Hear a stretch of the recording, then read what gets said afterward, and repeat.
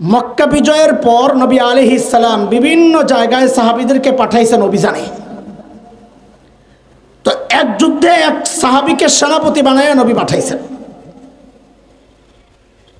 সাহাবীকে যেহেতু সেনাপতি বানাইছেন, সাহাবীর ভিতরে একটু সুখ অনুভব হচ্ছে। কিসের সুখ? যে নবী মনে হয় আমাকেই সবচেয়ে বেশি ভালোবাসেন। নাইলে আবু বকর, ওমর, ওসমান, আলী এত বড় বড় সাহাবী থাকতে আমাকে কেন নবী সেনাপতি বানাবেন? মনে মনে ওই চিন্তা করলেও বাস্তবে তাকাইলে দেখে উল্টা। এখন বাস্তব আর নিজের মনের এই দুইটার সংঘর্ষে বেচারা আছে বিপদে। কহুর এত বিপদের দরকার কি? নবীকে জিজ্ঞেস করলেই তো হয়। তো একদিন সাহস করে যায় নবীকে জিজ্ঞেস করে ফেলছেন, ইয়া রাসূলুল্লাহ আইয়ুন নাস আহাব্বু ইলাইক, ওগো আল্লাহর হাবিব, আপনার কাছে সবচেয়ে প্রিয় কে? ও আপনাদের প্রসঙ্গ আসছে, মনে আসেনি? আপনার কাছে সবচেয়ে প্রিয় কে? তো নবী আলাইহিস সালাম জবাব দিলেন, আয়েশা। কে? আয়েশা। এবার ঠিক করে সহি করে সবাই জবাব দেন, আল্লাহর নবীর সবচাইতে প্রিয় কে? আয়েশা। আরে ভাই একটু সুন্দর করে বলেন। আম্মা জান বলেন। সাবাস। কি বলেন? আম্মা জান বললে কি হবে রে ভাই? আরে আম্মা জান বললে কোরআনের উপর আমল হবে। আল্লাহ বলেছেন, আন-নাবিয়্যু আওলা বিল মুমিনিনা মিন আনফুসিহিম ওয়া আজওয়াজুহু উম্মাহাতুহুম। নবীর বিবিরা উম্মতের মা। আপনি যতবার আম্মা জান বলবেন ততবার আল্লাহর এই বক্তব্যের কথার স্বীকৃতি আপনি দিচ্ছেন। এইবার ঠিক করে বলেন, আল্লাহর নবীর সবচাইতে প্রিয় কে? আম্মা জান আয়েশা। খাদিজা প্রিয়, আবু বকর প্রিয়, হাসান হোসেন প্রিয়, ফাতেমা প্রিয়, উম্মত প্রিয়, কিন্তু সবচেয়ে প্রিয় আম্মা জান আয়েশা। সাহাবী এই জবাব শুই না তো একটা ধাক্কা খাইছেন। আমি কি চিন্তা করলাম, শুনলাম কি? ধাক্কা খায় আবার নিজেরা সামলাইয়া নিছেন। বুঝছি, এটা তো নারী ক্যাটাগরির, ছেলে ক্যাটাগরি তো এখন রয়ে গেছে, আশা শেষ করার দরকার নাই। ঠিক এই প্রশ্নটাই আবার করেছেন, ইয়া রাসূলুল্লাহ মিনার রিজাল। আপনি তো জবাব দিয়েছেন নারীদের মধ্যে সবার সেরা আয়েশা। ওগো আল্লাহর নবী, ছেলেদের মধ্যে সবচেয়ে প্রিয় কে? সাহাবী তো এইবার মিস যাইব না। কিন্তু আল্লাহর নবী জবাব দিলেন, আবুহা, আয়েশার বাবা আবু বকর। সাহাবী খাইছে আরেক ধাক্কা, খাই আবার নিজেরা সামলায় মনে মনে চিন্তা করে, আরে আবু বকরের হিসাব তো আলাদা, ওই বেটার সাথে তুলনা করে লাভ নাই, 2 নম্বরটা নিয়ে হন যায়। তো আবার জিজ্ঞেস করছেন, ইয়া রাসূলুল্লাহ সুম্মা মান, এরপর কে? এইবার তো নিশ্চিত আমার নামাই। কিন্তু নবী আলাইহিস সালাম বলেন ফুলান, অমুক। সাহাবী এইবার খাইছেন বড় ধাক্কা, খাইয়াও একটু শেষ ভরসা যে আরে 3 নম্বর হইলেও তো সিরিয়ালে থাকলাম। তো আবার জিজ্ঞেস করছেন, ইয়া রাসূলুল্লাহ সুম্মা মান? নবী কয় অমুক। হাদিস সাহাবী বলতেছেন, আমি প্রশ্ন করা বন্ধ করে দিছি। কেন? আমার ভয় লাগতেছে, না জানি বলতে বলতে বলতে বলতে আমার নামটা সবার শেষে আসে কিনা, তার চেয়ে বরং চুপ হয়ে যাই, মাঝামাঝি থাকার একটা সম্ভাবনা তো রইল। এই হলো পুরা হাদিস। পুরা হাদিস আমাদের আলোচনার বিষয়বস্তু না, হাদিসটা শেষ করার জন্য কথাটা বললাম। আমরা আবারও পেছনে চলে যাই। বলেন আল্লাহর নবীর কাছে সবচাইতে প্রিয় কে? আম্মা জান আয়েশা। আমার মায়ের দুনিয়ার মর্যাদা এটা, নবীর কাছে সবচেয়ে প্রিয়। আর আসমানের মর্যাদা শুনে, এক যুদ্ধ ঐতিহাসিক গজওয়াতুল মুরাইসিয়া, যার আরেক নাম হচ্ছে বনুল মুস্তালিক। আল্লাহর নবীর একটা সিস্টেম ছিল, যুদ্ধে কোনো একজন আম্মা জানকে সাথে রাখতেন। ওই যুদ্ধে আম্মা জান আয়েশাকে সাথে নিছেন। আসার সময়, যুদ্ধ থেকে ফেরত আসার সময় এক জায়গায় রাতে অবস্থান করার জন্য তাঁবু গাড়া হয়েছে। সুবহে সাদিকের আগে আল্লাহর নবী একজন ঘোষককে উঠায়া দিলেন, যাও ঘোষণা দাও, সবাইকে বলো জরুরত সেরে প্রস্তুতি নিতে, আমরা নামাজ পড়ে রওনা দিব। আম্মাজান বর্ণনা করছেন হাদিস। আম্মাজান বলেন, আমিও গেলাম জরুরত সারার জন্যে, একটু দূরে গেলাম। জরুরত সেরে আমি যখন আসলাম, আমার বুকে হাত দিয়ে দেখি আমার যে হাড়টা ছিল ওই হাড়টা নাই, হাড়টা পড়ে গেছে। আম্মা জান ওই হাড়টা তালাশ করার জন্য আবার ওই জায়গায় গেলেন যেখানে জরুরত ছাড়তে গেছেন। তখন তো আর টর্চ লাইট নাই, মোবাইলের ফ্ল্যাশ নাই, খুঁজছেন আন্দাজি খুঁজে তো আর পাওয়া যায় না। লম্বা সময় আম্মাজান হার তালাশ করতে করতে করতে করতে লম্বা সময় চলে যায়। আম্মাজান যখন ফেরত আসছেন, এসে দেখেন রসুল সাল্লাল্লাহু আলাইহি ওয়াসাল্লাম কাফেলা নিয়ে রওনা করে চলে গেছেন বহুদূর। ঘটনার মাঝখানে আরেক ঘটনা ঢুকাইয়া দিয়ে একটা প্রশ্ন করি আপনাদেরকে। এই মনোযোগ আছে? এটা মনোযোগের ঝামেলার প্রশ্ন, ওই যে কিলাকিলি লাগতে পারে, এই জন্য এটা রাখছি। আচ্ছা বলেন তো, এই যে রসুল চলে গেলেন, আম্মাজান যে হাওদাজ মানে ওই যে পালকির ভেতরে যে আম্মাজান নাই, এটা রসুল জানতেন না জানতেন না? জবাব দেন আপনারা। সবাই একমত হইবেন, নাইলে আমি কথা কমো না। আমার মত হইল জানতেন না। আপনাদের মত কি? জানতেন না। কে কে এটা বিশ্বাস করেন জানতেন না? অনেকে বুঝে নাই, এই জন্য হাত উঠাইতেছে না। আচ্ছা হাত নামান। যদি বলেন না জানতেন, যদি দুই একজন থাকে না না জানতেন, তাহলে আপনি কি বুঝতেছেন নবীর উপর কি ভয়ঙ্কর একটা অভিযোগ যাচ্ছে? কি সেটা? আমার মতো দায়িত্বহীন স্বামী আমরা যারা, আরে আমরাও তো নিজের স্ত্রীকে এমন নির্জন একটা জায়গায় একা একা রেখে যাব না, না যাবেন কে? তা আপনি কি আমার নবীরে আমার চেয়ে বেশি দায়িত্বহীন ভাবতেছি? নাউজুবিল্লাহ পড়েন। আরে আমার নবী দায়িত্বহীন স্বামী কেন হবে?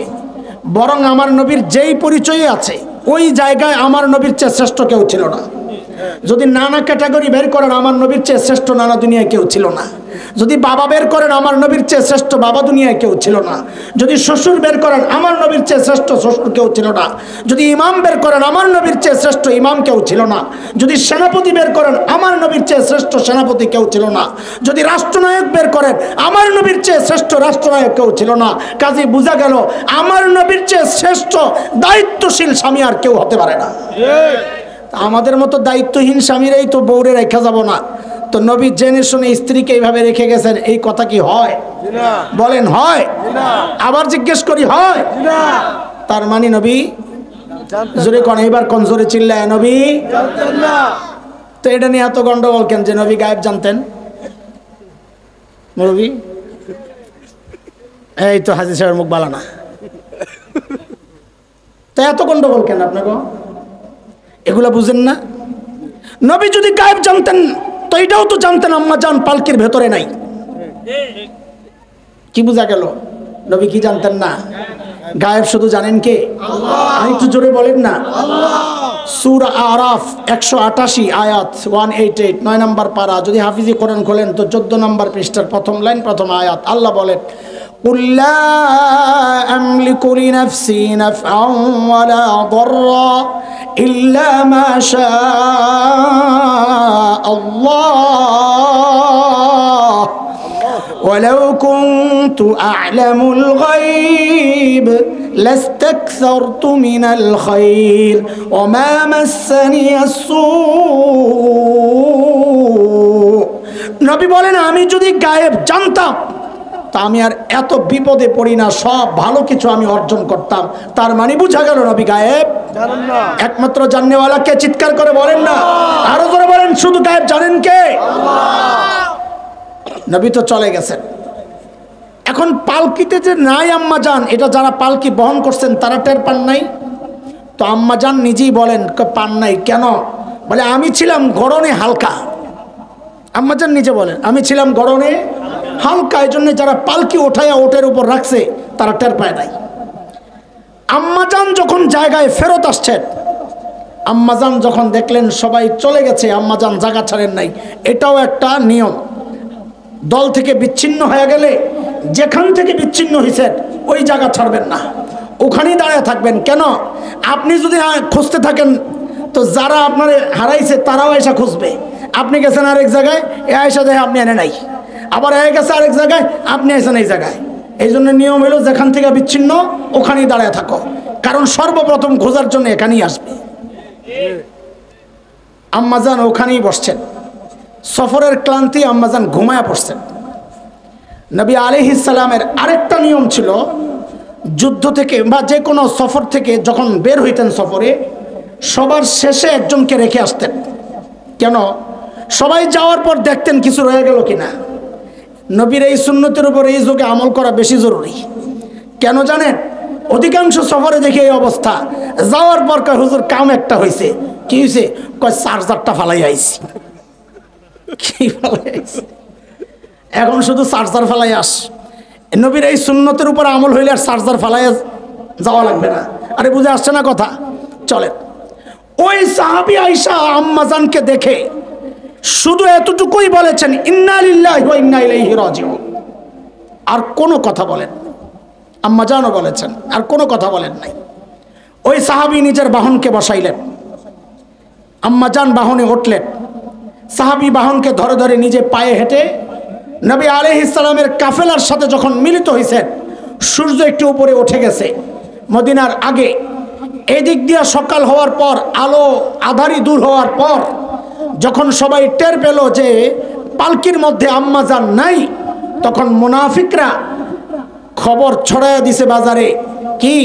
ওই যে পিছনে সাহাবী রয়ে গেছেন, ওই সাহাবীর সাথে নাউজুবিল্লাহ নাউজুবিল্লাহ নাউজুবিল্লাহ আম্মাজান আয়েশার গোপন সম্পর্ক আছে। কি ভয়ঙ্কর অভিযোগ! কিছু দুর্বল মুসলমানও যোগ হয়েছে। কবি হাসান ইবনে সাবিত ছিলেন একজন, হযরত আবু বকরের সম্পর্কের ভাগিনা, আপনজন, আবু বকরের সাহায্যে চলতেন। মিস্তাহ তিনিও ছিলেন। নবী আলাইহিস সালামের এক শালিকা হযরত যায়েনব বিনতে জাহাসের বোন হামনাহ বিনতে জাহাস এই কামে এই দলে ছিলেন। 1 মাস পর্যন্ত মদিনায় এই খবর গরব, কিন্তু আম্মাজান জানেন না কিচ্ছুই। লম্বা হিস্টোরি আমি ছোট্ট করে বলতেছি। আম্মাজান যখন জানলেন, এতটা ভেঙ্গে পড়লেন, নবীর কাছে অনুমতি নিয়ে বাবা আবু বকর, মা উম্মে রোমানের কাছে চলে গেলেন। আম্মাজান নিজেই বর্ণনা করেন, আমি একাধারে 3 দিন কেঁদেছি, আমার চোখের পানি শুকায় গেছে, কিচ্ছু নাই পানি। এর মধ্যে নবী আলাইহিস সালাম আবু বকরের ঘরে আসছেন। আম্মাজানকে জিজ্ঞেস করতেছেন, আয়েশা সত্য করে বলো, যদি ভুল করে থাকো তওবা পড়ো, আল্লাহ মাফ করে দিবেন। আম্মাজান বড় সাদা একটা জবাব দিছেন যে আমি যদি এখন সত্য বলি আপনারা বিশ্বাস করবেন না, আর যদি মিথ্যা বলি তা বিশ্বাস করবেন। কাজে আপনাদেরকে আমার কথা বলার কোনো দরকার নেই, আমার জন্য আমার আল্লাহ যথেষ্ট। এই কথা বলে আম্মাজান চুপচাপ। আম্মাজান বলেন যে কিছুক্ষণ পর নবী আলাইহিস সালামের দিকে তাকায়া বুঝলাম যে ওহী আসতেছে। কারণ যখন ওহী আসতো তো ওহীর ভারে নবী আলাইহিস সালামের মধ্যে যেই প্রতিক্রিয়া সৃষ্টি হইতো এটা বোঝা যাইত। নবীর চেহারা লাল হয়ে যেত, রগ ফুলে যেত, চোখগুলো লাল হয়ে যেত। আম্মাজান বলেন, ওয়াইন্না জাবিনাহু লা ইয়াতাফাসসাদু আরাকা, আল্লাহর নবীর কপালটা ঘর্মাক্ত হয়ে যেত, চাপে খরখর আওয়াজ হইতো, এরকম আওয়াজ হইতো। সাহাবায়ে কেরাম উপর দিয়ে কাপড় দিয়ে দিতেন যখন ওহী আসতো, যেন এই দৃশ্য দেখে কেউ ভয় না পায়, বা নানান কারণ থাকতে পারে। আম্মাজান বুঝলেন যে ওহী আসতেছে। হায় আল্লাহ, ওহী নাজিল হওয়া শেষ। এখন নবী আলাইহিস সালাম স্বাভাবিক অবস্থা, নবী মুস্কি মুস্কি হাসতেছেন, নবী মুস্কি মুস্কি হাসতেছেন। জানাইলেন কি জানাইলেন?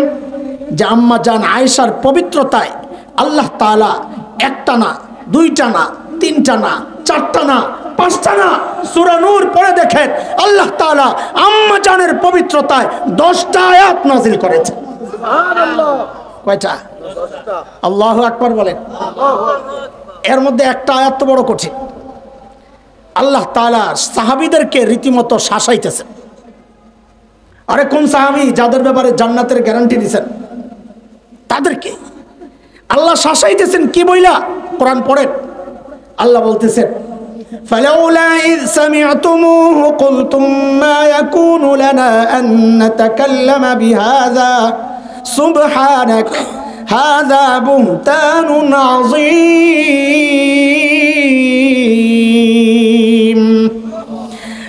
আল্লাহ বলতেছেন, এই তোমরা যখন এই কথাগুলো শুনলা তখন কেন বললা না এই বিষয়ে আমাদের কথা বলা উচিত না? আল্লাহ পবিত্র, আল্লাহর নবী পবিত্র, নবীর স্ত্রী পবিত্র, এই যা বলা হচ্ছে অভিযোগ, এগুলা মারাত্মক অপবাদ। এই কথাগুলো তোমরা কেন বললা না, কেন চুপ ছিলা? আল্লাহ শাসাইতেছেন কাদেরকে? বলেন কাদেরকে? আম্মা জানের মর্যাদা যদি বলতে থাকি রাত শেষ হয়ে দিন শেষ হবে। এত বড় বিশাল ব্যক্তিত্ব আম্মা জান। আমি 2টা শুধু বুঝাইলাম, একটা কথা বলার জন্য একটা পরিবেশ দাঁড় করাই দিছি। এত বড় মানুষ, যিনি দুনিয়ায় আল্লাহর নবীর সবচেয়ে প্রিয়, বলেন দুনিয়ার মর্যাদা কি? আল্লাহর নবীর, বলেন না আল্লাহর নবীর। আর আসমানের উপরের মর্যাদা, যার পবিত্রতা নিয়ে আল্লাহ কয়টা আয়াত নাজিল করেছে। এত বড় মানুষ আম্মাজান, সেই মানুষটা নামাজে দাঁড়াইছেন, রাতের নামাজ। ও মুসলমান, একটু খেয়াল করেন, আমার মায়েরা একটু খেয়াল করেন। নামাজ তো আপনারাও পড়েন, আমরাও পড়ি। আম্মাজান নামাজে দাঁড়াইছেন, একটা আয়াত আসছে তেলাওয়াত করতে করতে। কি আয়াত? وَبَدَا لَهُم مِّنَ اللَّهِ مَا لَمْ يَكُونُوا يَحْتَسِبُونَ। এই আয়াত তেলাওয়াত করতেছেন আম্মাজান আর কান্না করতেছেন। আয়াত তেলাওয়াত করতেছেন আর কান্না করতেছেন। কখনো আয়াত অর্ধেক পরে আবার শুরু করেন, আবার শেষ করেন, আর ঢুকরে কেঁদে ওঠেন, আবার পেছন থেকে পড়েন, আবার ঢুকরে কেঁদে ওঠেন। রিওয়ায়াত আসছে এমন করতে করতে আম্মাজান আর আগে বাড়তে পারতেছেন না কান্নার জন্যে। তাহাজ্জুদের ওয়াক্ত শেষ হয় অবস্থা, এই সারা রাত এই এক আয়াতের উপর আম্মাজান দাঁড়ায় দাঁড়ায় কান্না করছেন। কি আছে আয়াতে? কি দেখে আম্মাজান এইভাবে কান্না করতেছেন? আমাদের জন্য এটা খুব সাদামাটা একটা আয়াত। আল্লাহ বলেন যে হাসরের মাঠে বান্দার এমন পরিচয় আল্লাহর কাছ থেকে প্রকাশ পাবে যার কল্পনাও সে দুনিয়ায় করে নাই। এই চিন্তায় আম্মাজান কাঁদতেছেন। কেন? যাহারে দুনিয়ায় তো আমার পরিচয় আমি নবীর স্ত্রী, দুনিয়ায় তো আমার পরিচয় আমি আবু বকরের কন্যা। হায়, আমার আমল যদি কবুল না হয়, না জানি হাসরের মাঠে উঠে দেখি আল্লাহ আমাকে অপরাধীদের কাতারে দাঁড় করাইয়া দিছেন, তখন আমার কি হবে? কোথায় আম্মাজান, কোথায় হাসান জানি, কোথায় আমরা, কোথায় আম্মাজান যিনি জান্নাতের গ্যারান্টি পাওয়া? হ্যাঁ, অথচ আমরা 2 রাকাত নামাজ পড়ে জান্নাতের অপেক্ষায় বসে আছি। আল্লাহ না করুক, এত আমল নিয়ে যাওয়ার সময় যদি ডাক পড়ে যায়। কি ডাক? ওহো, ওই ডাক মাঝে মধ্যে চিন্তা করলে আমার মতো পাপীর কলিজাই তো নইরা ওঠে। যদি ডাক পড়ে যায় কি? ওয়াকিফুহুম ইন্নাহুম মাসউলুন। আরে আটকা, আরে আটকা, থামা, একে জিজ্ঞেস করা লাগবে কি করছে। আটকায় যদি আমল নামা খোলে তাইলে তো গন্ধ বের হওয়া শুরু হয়। আল্লাহ তো ঢেকে রাখছিলেন দুনিয়ায়। হ্যাঁ, দুনিয়ায় তো মানুষ জানতো হাফেজ, দুনিয়ায় তো মানুষ জানে আলেম, দুনিয়ায় তো কেউ কেউ জানে মুত্তাকি। কিন্তু ওই পোটলা খোলার পর যখন গন্ধ বাইর হবে, তখন এমন পরিচয় প্রকাশ পাওয়া যাবে, নতুন ডাক আসবে আল্লাহর, সেটা আরো ভয়ঙ্কর। কি সেটা? ওমতাজুল ইয়াওমা আইয়ুহাল মুজরিমুন, অপরাধীরা আজকে আলাদা হয়ে যা, আমার নেককার বান্দাদের সাথে তোর কোনো জায়গা নাই। এই ডাক যদি চলে আসে তো কি উপায় হবে? এই জন্য দোস্ত বন্ধুরা, বুজুর্গ মুহতারাম, আমলকে আল্লাহর কাছে কবুল করাইতে চাইলে এটা হচ্ছে 3য় 4র্থ আমল। কি সেটা? সবসময় অন্তরের মধ্যে ওই অস্থিরতা জাগায়া রাখতে হবে। হায়, আমার কি হবে যদি আমল কবুল না হয়? হায়, যদি হিসাব না হয়? হায়, যদি আমাকে আটকায়া দেওয়া হয়? আরে আমি আপনি কান্না করি না, যাদের হাসার কথা তারা কেঁদে গেছেন। আর আমাদের মতো জালিমরা যাদের সারাদিন কান্না করার কথা, আমরা কান্নার সময় পাই না, সারাদিন হাসতেছি। না তিলাওয়াত আছে, না তাসবিহ আছে, না জিকির আছে, না রুনাজারি আছে, না তাহাজ্জুদ আছে, আছে শুধু মোবাইল টিপাটিপি, মোবাইল টিপাটিপি, মোবাইল টিপাটিপি। আমাদের কি হবে? আল্লাহ তাআলা আমাদেরকে হেফাজত করেন। যেভাবে চললে, যেভাবে করলে আল্লাহ আমল কবুল করবেন। আমাদের প্রত্যেকটা আমল ওইভাবে করার তৌফিক আল্লাহ দান করেন। আমিন।